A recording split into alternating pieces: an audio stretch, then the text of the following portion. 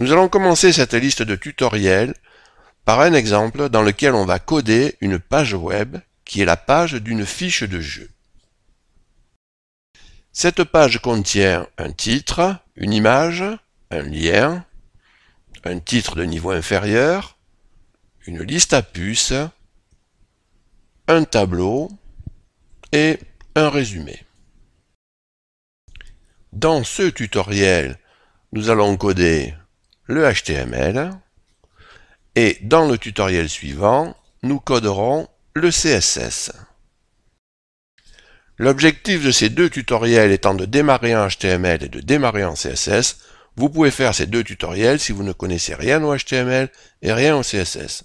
Vous pouvez aussi les faire pour vous remettre à niveau. Lorsque vous aurez terminé ces deux tutoriels, vous aurez la possibilité de vous rendre sur cette page de manière à faire un bilan de compétences sous la forme d'un quiz. Donc vous pourrez valider l'ensemble de ces compétences. Pour démarrer le quiz, vous cliquez sur ce bouton. Éventuellement, si vous n'avez pas compris les questions et les réponses du quiz, vous pouvez voir le corrigé vidéo du quiz en cliquant sur ce bouton-là. Alors nous allons démarrer le codage HTML de notre fiche de jeu. Alors vous pouvez télécharger une structure minimale pour pouvoir démarrer le codage directement. Après téléchargement et des zips, je peux cliquer sur ce répertoire et je peux prendre directement ce fichier en édition. Vous pouvez démarrer le codage directement ici. Si vous ne connaissez pas Notepad, vous pouvez retourner sur ce site, vous allez sur cet onglet-là, et il y a un tutoriel sur Notepad. Vous pouvez aussi travailler avec votre propre éditeur, il n'y a évidemment aucun problème. Alors, nous allons démarrer notre codage. On va se mettre en ligne de mire l'objectif final, HTML plus CSS, et on va démarrer ici le HTML. Alors, on va devoir créer ce titre en HTML, et pour cela, on va devoir apprendre à créer des éléments HTML, et évidemment, il faut savoir ce que sont des éléments HTML. Un élément HTML, c'est un contenu qui est balisé par une balise ouvrante et par une balise fermante. Alors, pour créer cette balise ouvrante, on met le nom de la balise ouvrante, le signe inférieur devant et le signe supérieur derrière. Pour la balise fermante, c'est à peu près la même chose, sauf qu'il faut insérer un slash ici. Je reviens donc vers mon titre. Pour ça, je vais créer un élément de type heading de niveau 1. Alors, le nom de l'élément, on trouve le H ici de heading et le 1 pour le niveau. Donc, pour créer la balise ouvrante, il y a un inférieur devant, supérieur derrière. Et pour créer la balise fermante, il y a le slash dont on parlait tout à l'heure. Donc ici, le contenu, c'est la chaîne de caractères qui correspond au titre, Black Ops, et ce contenu est balisé par cette paire de balises, la balise ouvrante et la balise fermante. Alors, on va retourner dans Notepad et on va coder notre titre. Black Ops. Alors, je sauvegarde, puis on va aller voir ce que ça donne. Donc voilà notre fiche de jeu, donc voilà notre code HTML. Alors, il est évident que la mise en forme n'est pas présente, il n'y a pas la couleur, il n'y a pas le centrage, il n'y a probablement pas la même taille de police, et ça c'est normal, puisque ces éléments de mise en forme seront codés dans la partie CSS. Je vais continuer mon codage, et je vais poursuivre par le lien, car l'élément image est un élément particulier.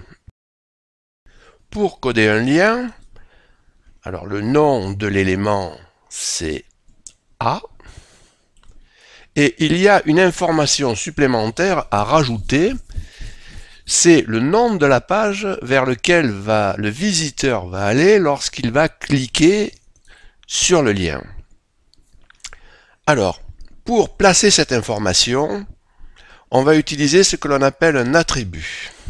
Cet attribut, on va le rajouter à la balise ouvrante. Alors plus précisément, on va l'incorporer à la balise ouvrante. L'attribut, il est ici. Donc un attribut est constitué du signe égal.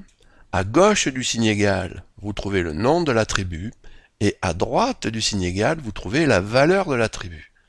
Alors l'attribut ici est placé entre simple cote, ça veut dire que c'est une chaîne de caractères. Ça peut aussi être un entier ou un réel. Nous allons donc prendre Notepad pour coder notre lien. Nom de balise, nom de l'élément A. Donc le contenu c'est bande annonce. Ici on va placer l'attribut. Donc l'attribut, j'ai pas dit le nom, c'est l'attribut href. Je mets mes simples cotes et dedans il ne me reste plus qu'à placer http://callofduty.com. Alors j'ai oublié le 3W et on va regarder ce que ça donne. Voilà, on a le lien qui est placé. Si on clique, on est dirigé vers Call of Duty. Mais vous pouvez voir que c'est la page vers laquelle on va remplace est ouverte dans le même onglet. Alors on pourrait avoir envie d'ouvrir la page. Qu'est-ce qu'il faut celui-là? On pourrait avoir envie d'ouvrir la page dans un onglet, dans un nouvel onglet. Pour ça, on va placer un attribut supplémentaire qui est l'attribut target. On va donner la valeur underscore blanc. Et avec ça, il faut recharger, lorsqu'on va cliquer sur le lien, eh bien la page va s'ouvrir dans un nouvel onglet. Alors je vais coder maintenant mon image. Alors pour coder une image, alors il faut fabriquer un nouvel élément HTML qui est l'élément image. Cet élément est un élément particulier, a une syntaxe particulière, c'est ce que l'on appelle une balise auto-fermante. Alors regardez comme c'est fait, vous trouvez petit img en tant que nom d'élément, et vous trouvez derrière un attribut de nom src, avec le signe égal à quoi? Égal à l'emplacement, une chaîne de caractères entre simple cote, qui est l'emplacement du fichier image.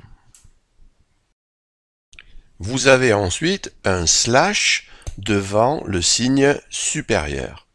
Donc regardez ici, petit img, src égale, entre cotes blackops.jpg, c'est le nom du fichier image, et là, le slash et le signe supérieur. Donc on va coder notre image,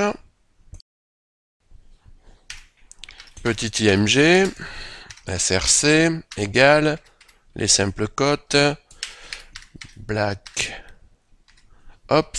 l'extension .jpg, et derrière la balise auto-fermante. Enfin la fin de la balise auto-fermante.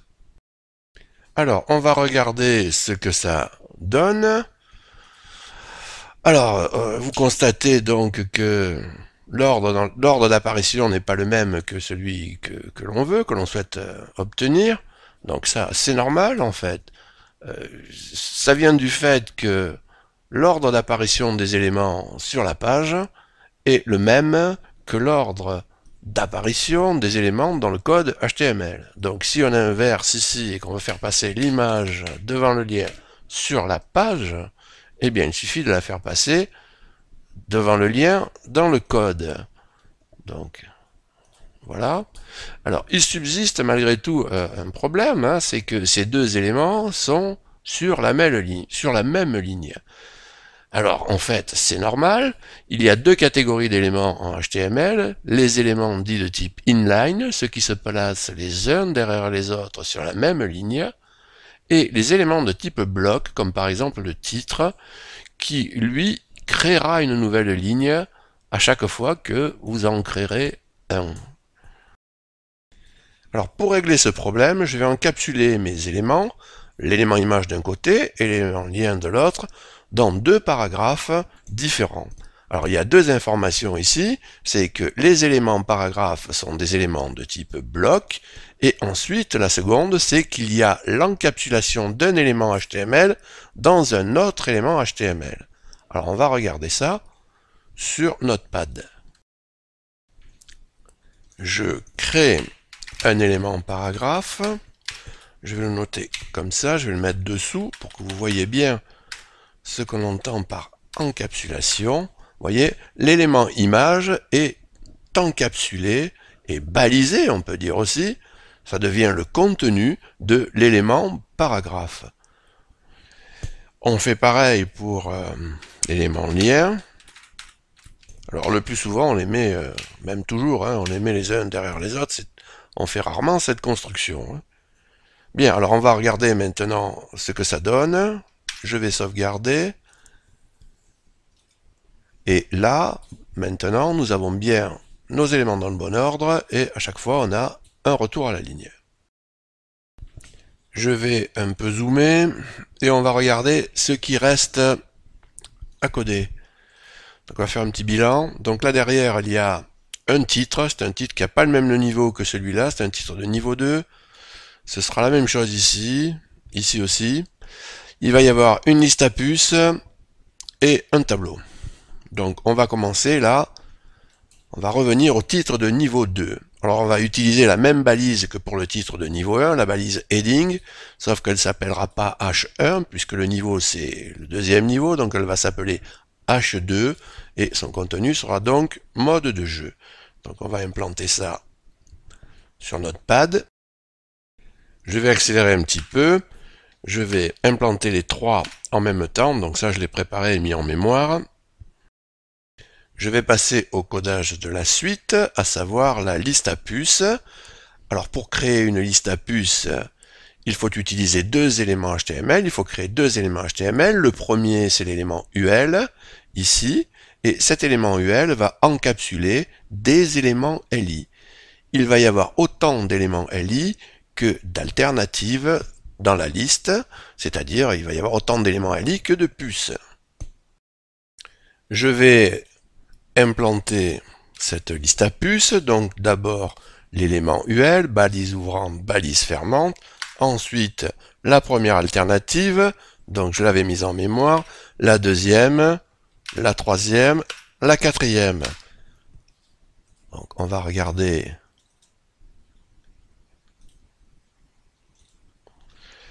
l'implantation.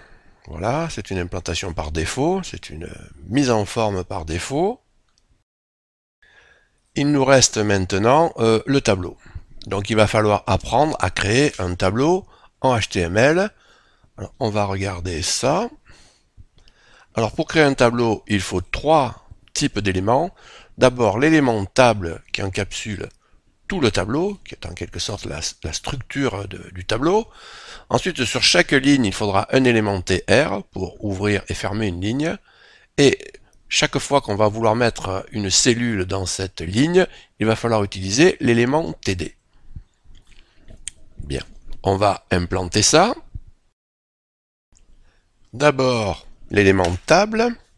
Ensuite, la première ligne, donc le premier élément TR. La deuxième ligne, la troisième ligne. Maintenant, on passe au contenu des lignes, donc avec des cellules, donc l'élément TD, la première ligne de cellules, il y a donc deux cellules, la deuxième ligne de cellules, ici, et la troisième ligne de cellules.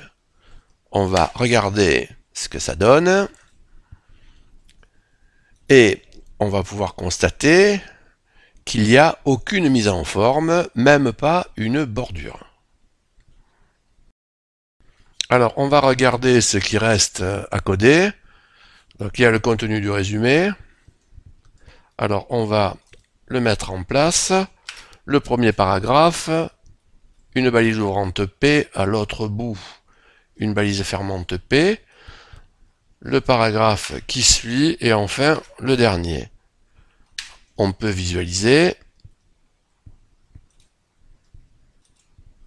Et là, le paragraphe est implanté. Donc là, on a terminé notre codage HTML. Dans le prochain tutoriel, on s'occupera de la partie mise en forme et on le fera en CSS. Ce tutoriel est terminé. Je vous remercie de m'avoir écouté et je vous dis à bientôt.